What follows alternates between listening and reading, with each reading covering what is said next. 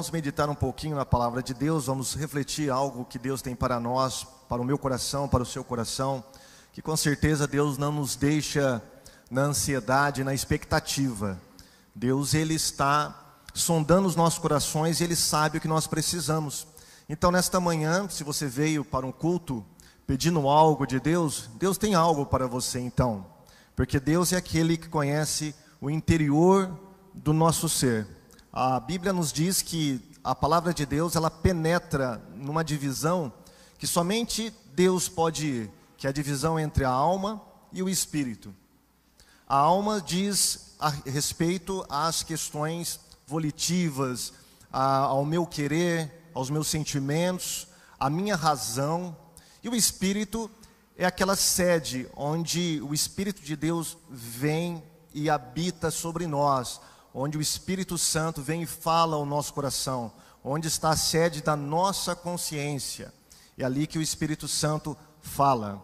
Eu costumo comparar o ser humano, conforme Paulo nos diz lá em 1 Tessalonicenses 5, versículo 23, que o homem deve ser santificado em tudo, espírito, alma e corpo. Então o homem feito à imagem e semelhança de Deus, eu comparo o homem com o antigo templo em Israel, onde existia o átrio, o santo lugar e o santíssimo. Somente no santíssimo era que Deus se revelava ao sumo sacerdote. Era ali que a glória Shekinah de Deus, em hebraico, a glória do Senhor, vinha e tomava todo aquele compartimento e Deus se manifestava com todo o seu poder e sua glória. Assim é também no ser humano. Quando Deus se manifesta, Ele vem no Espírito. Tanto é que a Bíblia fala que o Espírito estava morto, mas agora ele está vivo por causa de Cristo Jesus. Então o Espírito Santo vem e testifica com o nosso Espírito que somos filhos de Deus. Então desta maneira eu acredito que todos que nasceram de novo, eles têm a sua consciência tocada pelo Espírito Santo. Então Deus sabe, lá no íntimo do seu coração, na divisão entre alma e espírito, o que você está precisando. Ontem tivemos uma palavra muito boa com o pastor Tadeu aqui, gostei muito da palavra, aprendi bastante. Se você não veio, você perdeu, infelizmente, né? E eu creio que terá mais palavra, né, pastor? Teremos mais palavra de Deus nesse sentido de casamento, muito bom mesmo, parabéns. Irmãos, nós estamos falando aqui sobre salvação, e conforme os hinos que nós cantamos, pedindo, clamando graça, pedindo para entrar na presença de Deus. Então, quando nós falamos em salvação, em perdão, imediatamente nós lembramos da cruz do Calvário. Quando nós falamos em perdão dos pecados, imediatamente nós lembramos do que Cristo fez por nós na cruz. Ali na cruz foi satisfeito o sacrifício vicário de Cristo. E como diz, né, na linguagem do Antigo Testamento, Deus cheirou o cheiro suave do sacrifício, o sacrifício do seu próprio Filho. Então eu quero meditar com você nesta manhã sobre algumas coisas, sobre o plano de Deus completo, porque o plano de Deus não se restringe à cruz apenas. Então, se eu fosse colocar um título nesse sermão, nesse pequeno sermão que eu quero trazer para vocês, eu colocaria muito além da cruz. O plano de salvação de Deus, ele começa na cruz, mas não se restringe da cruz. Nós temos muitos cultos e muitas pregações e muitos estudos a respeito da cruz do Calvário. E como que Jesus Cristo pagou os nossos pecados na cruz. E como ele foi feito uma oferta de sacrifício por nós. Como que ele remiu o ser humano naquela cruz, naquele dia em que ele morreu por todos nós, pelo mundo inteiro. Mas a Bíblia, ela apresenta o plano de Deus em 3 fases.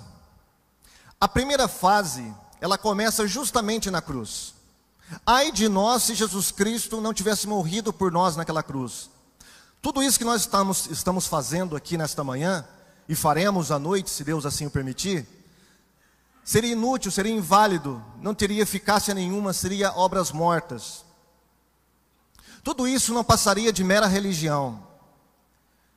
Mas pelo fato de Jesus ter morrido por nós na cruz do Calvário, tudo isso que nós fazemos agora tem um sentido espiritual e tem uma eficácia eterna, porque Jesus Cristo morreu por mim e por você naquela cruz. Ele sofreu os nossos pecados.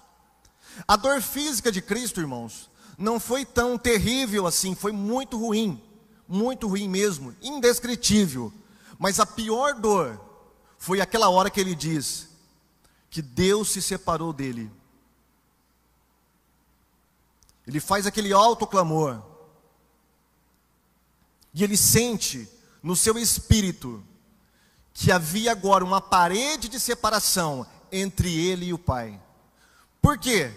Porque os nossos pecados, todos os nossos pecados estavam sobre ele. E naquele momento, Jesus Cristo, o Filho unigênito de Deus, que tinha comunhão plena com o Pai, ele se sente agora separado de Deus. Deus meu, por que me desamparastes? Refletindo talvez o que o profeta diz lá no Antigo Testamento, quando ele diz que os nossos pecados e as nossas iniquidades, elas fazem separação entre nós e o nosso Deus, de modo que quando o homem já nasce, ele já nasce com um muro, com uma barreira entre ele e Deus. Na linguagem paulina ele vai dizer que o espírito nasce morto. Nós nascemos mortos em delitos e pecados, capítulo 2 de Efésios. Então, quando Jesus Cristo clama em alta voz, Deus meu, por que me desamparastes? Ele está sentindo o meu e o seu pecado. O pecado que você cometeu antes de ser crente e o pecado que você comete todos os dias. Porque a Bíblia nos fala que ninguém está isento do pecado. Então o pecado que nós continuamos cometendo por causa da nossa natureza interior, que está dentro de nós ainda, estava sobre Cristo, e Ele deu aquele brado na cruz. Mas aquele brado não foi o brado final. O brado final foi: está consumado, está feito, está pago completamente o sacrifício. E agora, por causa desse sacrifício maravilhoso de Cristo, nós podemos erguer a nossa mão e pedir perdão e graça para Deus. Você acredita nisso? Você de fato acredita naquela cruz? Se você não acredita, passe a acreditar, porque aquilo lá foi real e tem um efeito eterno e duradouro. Mas o plano de Deus para nós não se restringe apenas à cruz. Alguém já disse que se Jesus Cristo tivesse apenas morrido naquela cruz, se tivesse só acontecido isso, e o seu corpo tivesse sido depositado naquele túmulo, e hoje, se qualquer cristão quisesse saber onde Jesus Cristo e visitar o seu corpo, saber onde Jesus Cristo está e visitar o seu corpo, ele poderia se dirigir a Jerusalém, ir no túmulo e ver as ossadas de Jesus, ver o seu corpo, que ainda permaneceria lá. Assim como os adeptos de Buda e de Maomé fazem com seus líderes religiosos. Então, nesse caso, alguém já disse que se Jesus Cristo tivesse apenas morrido naquela cruz por nós, ele não seria nada mais do que um grande mártir e um grande profeta. Assim como foi Isaías, Jeremias e todos os grandes profetas da Bíblia. Mas a história da salvação não acaba por aí. A história da salvação prossegue. E porque Jesus Cristo é muito mais do que um profeta, porque Jesus Cristo é muito mais do que um mártir, porque Jesus Cristo é muito mais do que um mensageiro de Deus, Deus o ressuscitou. Essa é a segunda fase. Nenhum líder religioso, nenhum profeta ressuscitou até hoje. E eu estou falando de uma ressurreição com uma glorificação. Porque se você folhear as páginas do Antigo Testamento, você vai encontrar várias ressurreições. E se você folhear também as páginas dos Evangelhos, você vai encontrar várias ressurreições. Mas essas ressurreições foram ressurreições para a pessoa voltar a morrer, porque o seu corpo era corruptível. Mas quando Jesus ressuscita, ele ressuscita numa ressurreição gloriosa e definitiva. Ele é chamado de as primícias para Deus. Aquele que ressuscitou está glorificado. E porque Jesus ressuscitou e está glorificado, a nossa ressurreição se torna verdadeira. Nossa esperança não é vã. Porque Paulo diz, porque se Jesus ressuscitou, não ressuscitou, vã é a nossa fé. Mas como ele ressuscitou e até hoje ninguém conseguiu provar que Jesus não ressuscitou dentre os mortos, nós temos como firme a nossa esperança, como âncora, como diz o escritor aos Hebreus. A âncora você joga no mar, e as águas turbulentas do mar não permite que você veja onde a âncora está, mas a corrente da âncora, ela está segura no navio. Apesar de você não perceber e não ver visualmente onde está a âncora, você se sente seguro. Assim é a nossa esperança e a nossa fé. Apesar de nós não vermos as realidades espirituais, nós sentimos a força guiando a nossa vida, como se fosse um navio, numa água turbulenta, da qual nós não conseguimos muitas vezes enxergar, mas nós sentimos a nossa fé, a nossa esperança, firmes no trono da graça de Deus. A segunda fase da salvação, então, foi a ressurreição de Cristo. Na ressurreição aconteceu coisas maravilhosas. Ele foi declarado Senhor de todo o universo. Ele foi declarado o Filho de Deus de uma maneira especial. Não que ele não era, mas de uma maneira especial ele foi declarado o Filho de Deus e representante por nós na presença de Deus. É como se Deus tivesse falado assim: olha, você fez o sacrifício na cruz, agora eu estou apreciando esse sacrifício, eu estou colocando a minha bênção sobre esse sacrifício, eu estou dizendo que eu aceito esse sacrifício que você fez pela humanidade, então, suba. Então Jesus ressuscita. Mas essa é a parte da história. Quando nós olhamos o plano de Deus de salvação na Bíblia, nós temos que ver que todo ele foi escrito com uma mentalidade judaica. Uma mentalidade judaica. Então é sobre isso que eu gostaria de falar com você. A terceira fase do plano de Deus de salvação para nós: cruz, ressurreição e agora Jesus Cristo entra no céu por nós. Porque Jesus Cristo precisaria entrar no céu para se apresentar diante de Deus por nós? Não bastaria ele ter morrido na cruz, ali foi um sacrifício perfeito, Deus ressuscitou. Mas por que Jesus Cristo teria que comparecer perante Deus para terminar todo o plano de salvação, colocado por Deus, arquitetado por Deus, antes da fundação do mundo? Porque a Bíblia nos diz que ele é o Cordeiro que foi morto antes da fundação do mundo. Então é sobre isso que eu gostaria de meditar com você e ver os benefícios de Jesus Cristo ter entrado na presença de Deus por nós. Abra sua Bíblia em Hebreus.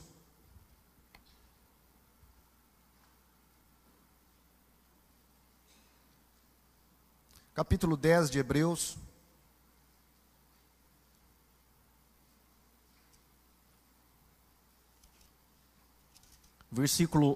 Versículos 11 e 12. Alguém da igreja pode ler em alta voz para mim? Capítulo 10, versículo 11 e 12.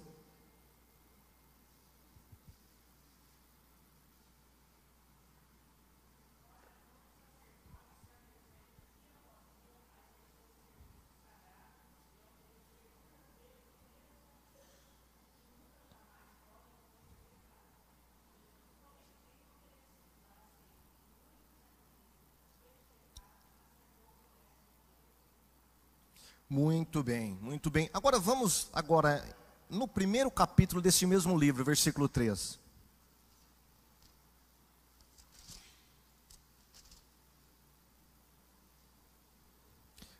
Alguém pode ler também? Capítulo 1, versículo 3.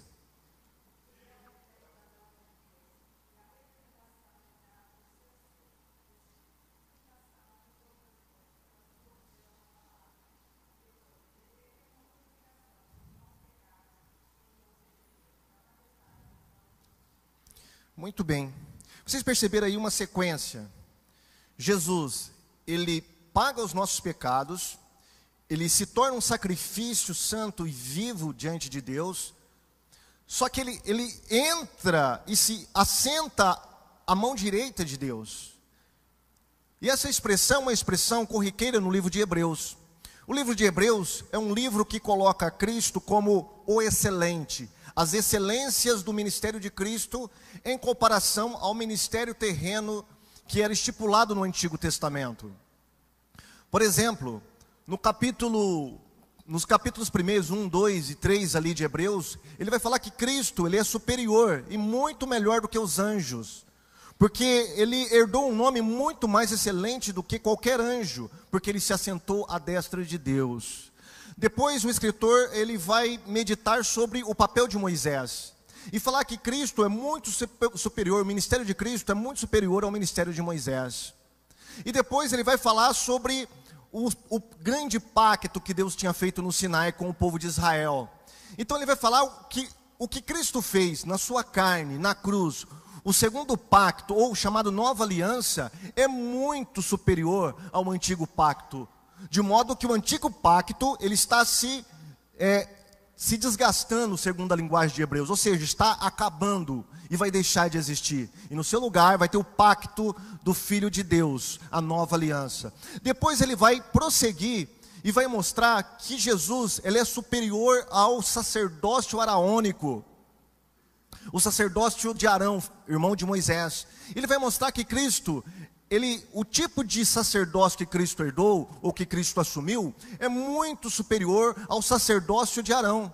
E nos capítulos 9 e 10 dessa epístola que nós lemos aqui, ele vai fazer uma comparação entre o sacrifício do Antigo Testamento e o sacrifício de Cristo. As linguagens do capítulo 9 e capítulo 10 de Hebreus vai nos remeter para um dia especial entre o povo de Israel, chamado de Yom Kippur, ou seja, o dia da expiação, que se encontra lá em Levítico, capítulo 16. Eu sei que eu não tenho muito tempo, mas para ter uma compreensão melhor, eu quero que você volte a sua Bíblia lá em Levítico. É o terceiro livro da Bíblia, depois de Êxodo, tá? Levítico, capítulo 16. Nós vamos ler rapidamente alguns versículos, alguns poucos versículos.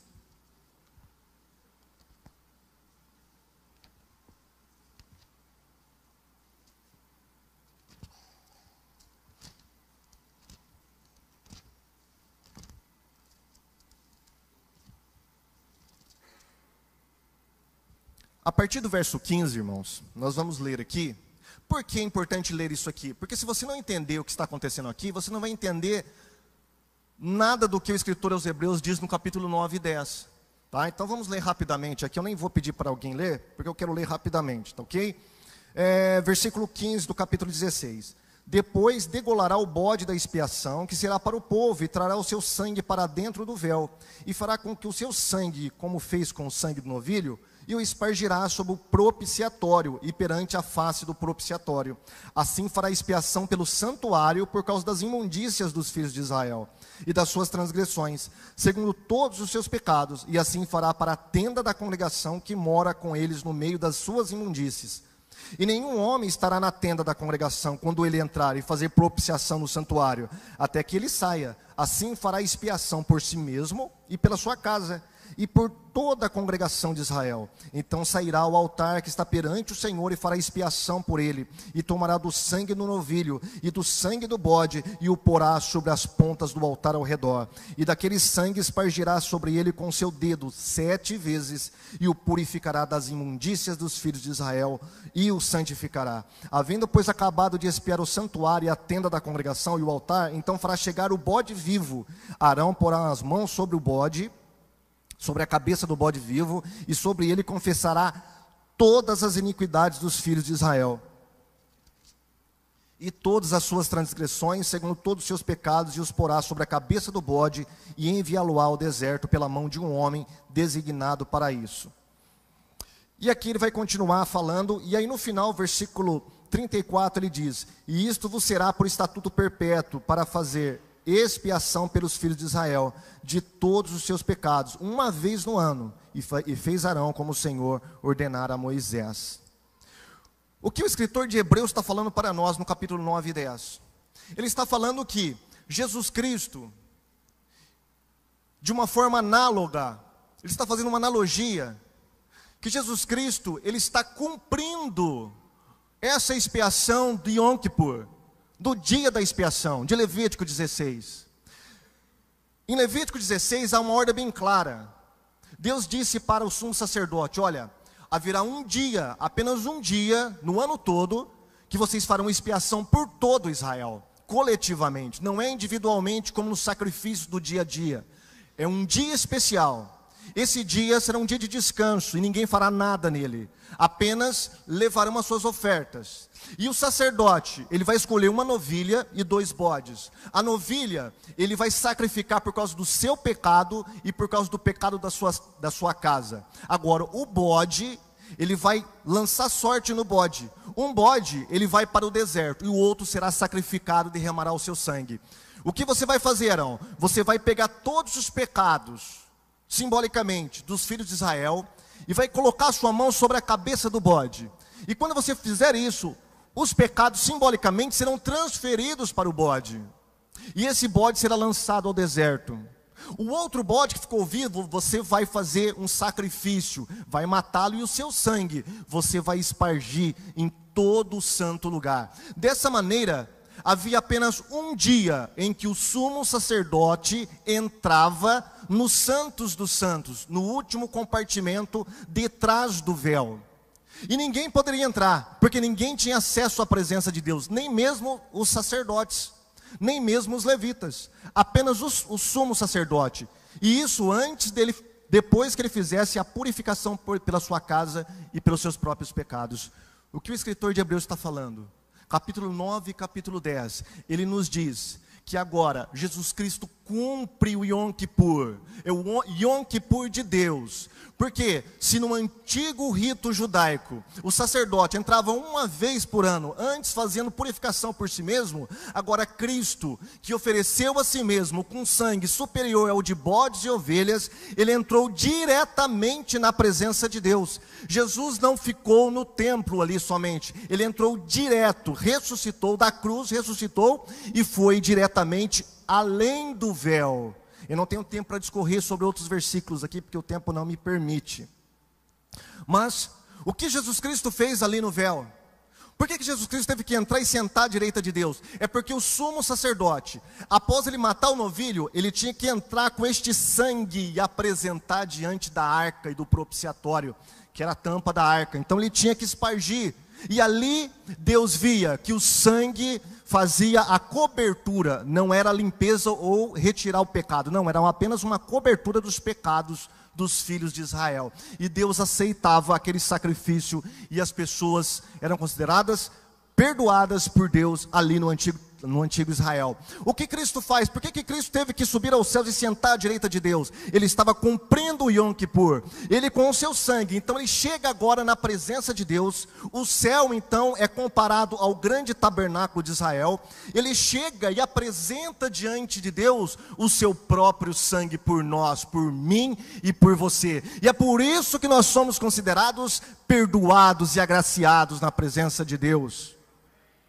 É por isso que o escritor aos Hebreus, ele vai dizer em outras partes aqui, eu não vou ler porque não há tempo mais para isso, que ele foi o precursor que adentrou ao véu, e é por isso que nós agora podemos adentrar ao trono da graça, sem nenhuma culpa, sem nenhum medo. Nós temos acesso à presença de Deus, que o próprio Jesus, antes de nós, como nosso irmão maior, o mais velho, ele entrou e abriu o caminho, o véu se rasgou.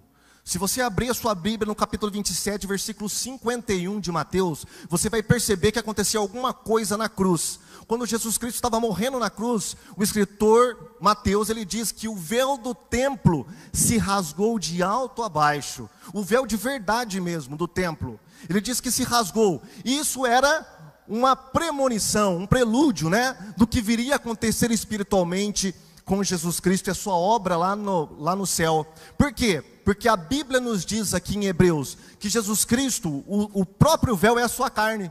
Então o véu de separação que separava nós e Deus da sua presença, acabou. Agora nós temos acesso ao mesmo lugar onde Cristo e o Pai estão assentados no seu trono. Você pode dar glórias a Deus por isso?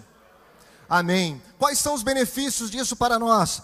Primeiro, o escritor aos Hebreus nos diz que nós temos um grande benefício. Primeiro, o véu que separava o santo lugar do Santíssimo acabou.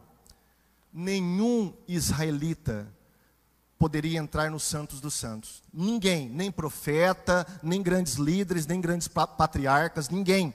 Apenas o sumo sacerdote. Só ele que tinha acesso à presença de Deus, mais ninguém. Então talvez isso explique um pouquinho por que o povo de Israel era um pouco morno na fé, era um pouco rebelde, porque não havia transformação de vida. Eles não tinham acesso direto à presença de Deus. Então o povo pecava continuamente. Tanto é que depois Deus vai falar lá em Isaías: olha, eu estou cansado do sacrifício de vocês. Sabe por quê? Porque é um sacrifício da boca para fora. O interior de vocês não foi mudado. Eu quero transformação de vida.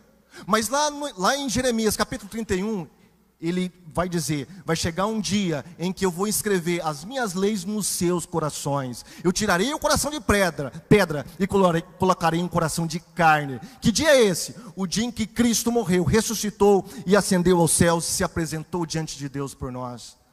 E agora eu e você, qualquer pessoa, por mais humilde que seja, e até mesmo um ladrão que se arrepende, ele pode ter acesso à presença de Deus, porque o véu foi rasgado, não há véu mais no céu contra nós. Quando eu dobro os meus joelhos, isso foi chamado por Martim Lutero de sacerdócio universal de todos os crentes, uma grande doutrina da reforma protestante.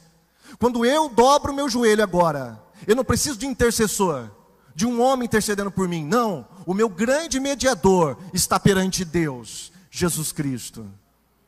Eu tenho acesso. E agora, meus irmãos, Jesus Cristo também, porque Ele está diante de Deus, Ele é nosso grande intercessor. Hebreus 7:25 vai falar sobre isso, que Ele vive para interceder por nós, pela igreja. Sabe quando você está clamando para Deus as coisas do seu dia a dia, do seu particular? Jesus Cristo está intercedendo por você. Sabe quando você peca e acha que não tem mais perdão? Jesus Cristo está intercedendo por você. Sabe quando você está passando por uma luta terrível, por uma tentação que você quase que não, acha que não vai vencer? Jesus Cristo está intercedendo por você. Ele é o nosso intercessor. E muito mais, na linguagem joanina, né, em 1 João, capítulo 2, versículo 1, ele vai falar: irmãos, escrevo isso para que não pequeis. Todavia, se alguém pecar, nós temos um advogado junto ao Pai, Jesus Cristo, o justo. O que os hebreus chamam de intercessor, João chama de advogado. Então você tem um advogado no céu, ele está lá comparecendo diante de Deus por mim, por você, nos representando diante do Pai. Olha os benefícios do tabernáculo no céu. E por fim, Ele purificará as nossas consciências de obras mortas. A consciência do homem é tudo. É tudo. A Bíblia nos diz, Paulo nos diz, que até os pagãos, ele vive através da sua consciência, acusando ou defendendo. Todavia a Bíblia nos vai falar sobre a consciência cauterizada. Ela vai falar sobre a má consciência.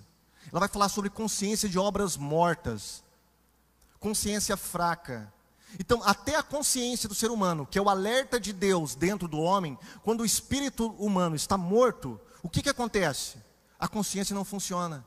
É preciso que ela seja reavivada pelo Espírito de Deus. Então, quando essa consciência é reavivada pelo Espírito de Deus, aí o Espírito Santo, ele trabalha assim, de maneira bem poderosa na nossa consciência. Quando você vai fazer alguma coisa, o Espírito Santo já fala para você: olha, isso aí está errado, você não pode fazer isso, você não pode fazer isso.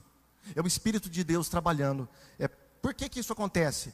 Porque a nossa consciência foi purificada através do ministério de Cristo. Amém, irmãos?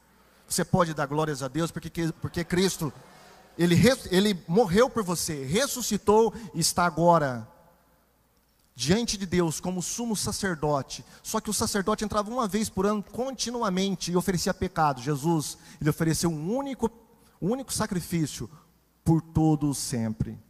Feche os seus olhos. Deus, muito obrigado, Senhor, porque Jesus Cristo, Ele morreu na cruz, é o nosso sacrifício. Nós não poderíamos fazer isso, nós não poderíamos pagar os nossos pecados, mas Ele morreu por nós. Obrigado, Senhor, porque enviaste Teu Filho, isso mostra Teu grande amor por nós. Obrigado porque Ele ressuscitou, então nós temos esperança da nossa ressurreição e da nossa vitória. Obrigado porque Ele está agora na Tua presença, como aquele sumo sacerdote entrava nos santos dos santos. Os santos dos santos agora, Senhor, é diante de Ti, é a Tua presença, ó Deus, o grande tabernáculo tabernáculo aqui da terra é o céu, Senhor. E Ele está comparecendo por nós ali, intercedendo por nós. Obrigado, Senhor, porque nós temos um advogado. Obrigado pelos benefícios da salvação. É o que eu te peço, Senhor, e te agradeço e peço para que Teu Espírito Santo nos ensine melhor em nossos corações. No nome de Jesus. Amém.